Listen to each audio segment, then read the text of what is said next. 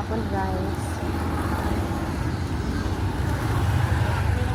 So baklay na punta para musakhay. So nabaklay ko kayo para makales ko.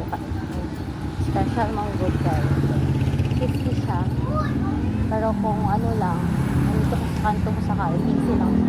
So, diba? Sayang po dan 35, diba? Pwede na siya pang ano, pang savings. Pero to be honest, medyo nagtitip dito karon.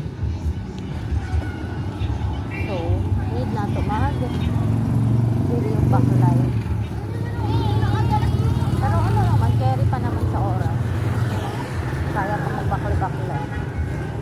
Kaulan nung dito kayo, tinawan ninyo ang lang. Kaulan.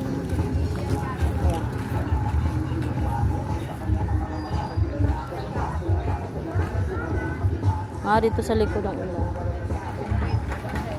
Diba, kung tadi dito mamatag ulan. Update ang mo niya. Nakita sa kong sakyanan. Sakay sa ako, mabiyahe sa ako. Update na lang kami. Okay, bye!